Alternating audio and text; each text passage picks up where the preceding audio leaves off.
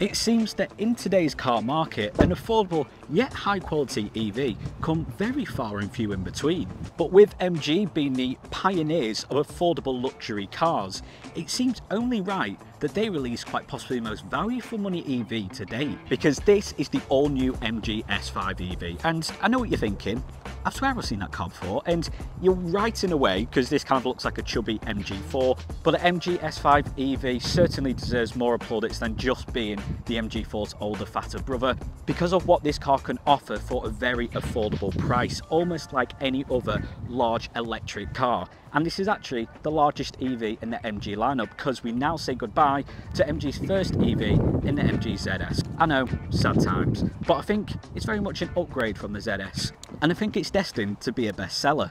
Not only does the S5 EV provide a premium exterior, a premium interior that houses lots of tech and features, also offers a lot of value for money, with this car starting from just over the £28,000 mark, and you can find out more on the Paul Rigby MG website. The successor of the MG ZS EV certainly lives up to its predecessor's affordable nature, with this starting from just over £28,000. And looking from the exterior, it's hard to believe that this is a sub 30k EV. And yes, you might say, well, there's not necessarily loads of design features. MG haven't necessarily been really inventive with the design of this car. As I said in the intro, it's kind of just looks like a fat MG4 that's been stretched out, but I don't think it needs it. I think design perfectly complements this car. It also shares a bit of a likeness to the MG Cyberster with this front bumper section down here. You know, the LED headlights, LED daytime running lights, which also come as standard. The whole design, I think, just works. Now, the MG4, when that first come out, was very much a groundbreaking car, and although they've pretty much copied the design,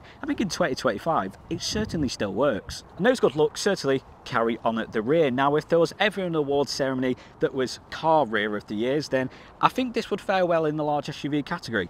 It's a good looking car, and like the MG4, it shares that light which goes all the way across the back of this car. The big difference between this and the MG4 though is at the front and back lighting you do have that checkered light design. I think it looks very smart. You have a slightly accentuated rear spoiler, this sort of lip effect like we saw in the MG4 at the back of this huge rear window. And yes, this is a successor of the ZS EV, but I feel like it has more comparative to the MG4. But overall, it's a good looking car, and I think it certainly trumps its predecessor. And it also trumps its predecessor in terms of its size and wheelbase, with very sizable dimensions which allow for so much cabin space.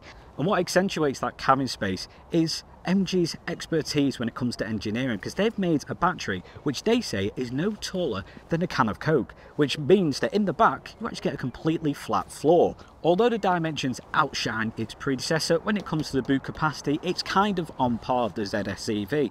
Saying that is not a bad thing, because you still get a very good offering with 453 litres of boot capacity. And as demonstrated just there, the S5 EV has the option of a powered tailgate, but that only comes with the trophy long range. So it begs the question, what comes as standard? As standard, you get LED headlights and LED daytime running lights. 17-inch alloy wheels, with this being the top spec, they come with 18-inch, but they still look the same. Blind spot detection and rear view camera as standard.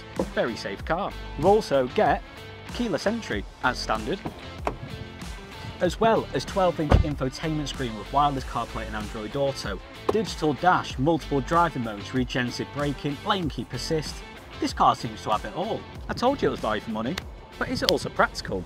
Value for money, yes, but what about its mile range and charging? How practical is it for a large SUV? If you're after a car this size, you're probably wanting it to be a long commuter, a family car. So you're going to need a very extendable mile range. Well, you'd be glad to know that the S5 EV comes with up to 298 mile range, with the ability to get from 10 to 80% in less than 28 minutes. So it's fast in the charging bay. Now, is that reciprocated out on the road? It certainly is, because the S5 EV provides a 0 to 60 time of 6.3 seconds, rather quick for a large SUV. You put it in sport mode, it's actually pretty fun. I'm impressed. Don't know why I've gotten so high. I'm just that impressed. Obviously this is an EV, so you're going to expect that bit of instant torque. You know, as soon as you put your foot on the accelerator, you kind of want it to start pushing off the line, and this car certainly does that. It has a bit of zip about it for a large SUV, which you might use as a family car. The fact that it has that bit of pulling power and that bit of excitement kind of shows MG's almost excellent when it comes to providing quality for little price. One thing I will say is I'm glad the climate controls work exceptionally well and the aircon is very powerful, because I am currently sweltering. But I think the fact it's so warm outside and now I'm starting to really relax and get a bit chilled out really shows how good of a driving experience the S5 EV really is. Not only is it really comfortable, not only is it practical, there's plenty of space, but it does feel very premium. And in terms of the actual drive, yes, it's quick, but it's also controlled as well. It's a large SUV, but it doesn't feel too large, if you get what I mean. I don't feel like I'm encroaching onto the other side of the road. I feel like I can maneuver this car very well. Even if you're not used to driving large cars, then I don't think you necessarily struggle with this. And I feel like that's a fine line to kind of get right, having a large car, but also making it not feel so large. And I think they've managed to tick all the boxes with this. Especially with this being the top spec, then 360 parking cameras certainly help when it comes to the actual manoeuvrability and safety of this car. In fact, you get things like lane keep assist, blind spot monitoring as standard, just enhances the safety and really shows how much MG really sort of value the customers and not necessarily rip them off by saying, well, if you want this, it comes at this cost. The specs are pretty straightforward, and the difference between the specs are merely stylistic and premium features like powered tailgate, 360 parking cameras. Big specs still get parking cameras, still get blind spot detection. It's all very good. But the fact like your climate controls are all separate, you can change the fan speed, temperature, not only infotainment screen, but in these dials here, plenty of storage, easy to access. All in all, I have no complaints. And I think that rather pleasant and almost high-end driving experience has certainly helped with the interior of the S5 EV, because this is a sub 30k EV. Now, the car I'm currently sat in is the Trophy, which is a top spec, but that only comes in at £32,000. If you look at other EVs on the market for this size, at £32,000, that's their entry level, whereas the top spec 32, I think it's very good work by MG. But with this Trophy, you get such a premium feel interior, contrasted materials, patterns, colours. You get this Alcantara on your wireless phone charging pad in the centre.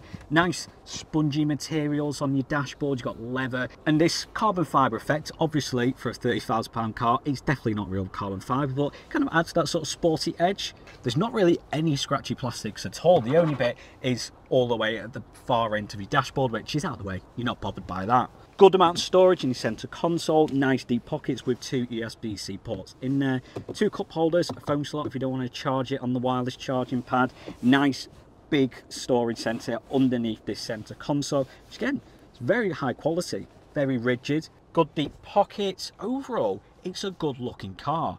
And as for comfort and convenience, I think one thing that may get overlooked is your climate controls. You might just look at it and go, oh yeah, there's climate controls, not think anything of it. But the fact they're attached from the infotainment screen, you can change it in there, but this is so much more practical on the drive, being able to change it here. And they could have easily have just put some plastic buttons in there. The fact they're chrome metallic really just shows how value for money this car really is. Infotainment screen, it's all very responsive, have everything in it, your built-in navigation, your radio, and all your settings for your MG Pilot system, your speed limit recognition, all that, driving control. I don't need to bang on about that because there's much more impressive things than just your system settings. My only slight quarry about the interior is digital dash. It literally has been plucked from the MG4 into this. It's quite simplistic. However, it does what it needs to do. It shows your traffic sign recognition, it shows your mile range, your speed, the power percentage that's currently being output, your regenerative braking mode that you're currently on, as well as your adaptive cruise control settings. So yes, it's simple, but it does the job, and ultimately it's meant that the price of this car is much more affordable and you can have the luxury things like nice interior. Do you really need a high-end digital dash? I don't think so. With this being the top spec, you also get electronically adjustable seats, so all round it's very comfy. And the back is also the dictionary definition of comfort, so much legroom. And as mentioned earlier on in the video, the way MG have engineered the S5 has meant that their battery is so thin, one of the thinnest on the market, and is no taller than a can of Coke, which means even if you're sat in the middle, you're not having that awkward bit of knees to chin because you've got that lip in the middle. Completely flat floor, can stretch out, can be very comfy. You also get 2 air vents, only 1 USB-C port. Would have been nice if 2, there's certainly space for it. However, in this center console, in the storage, there is an extra 2, so there's definitely enough to go round. Same style seats as the front, the headrest, very nice and cushioned even. If you're in the middle, you know, it's not awkwardly placed. I could still have a nice relaxing time in the middle. How often could you sit in a middle seat on a 2-3 hour car journey? I think I definitely could in this car. It's very nice, and you certainly would hog all the air vents. It would go straight into your face, which would kind of be nice on a day like today where I am absolutely sweltering. Decent amount of storage in your door cards. There's not loads, a little bit down here. With this being the top spec, you do get a fold down armrest. Would be nice if this come with the base spec or even the middle spec. This only comes with the trophy with 2 cup holders in, but I don't necessarily think that's a bad thing. It's one of the most spacious back seats I've sat in a car personally, and especially with that flat floor. Just stretch out. If you're the only person down here, have your cup there. Oh, it's nice.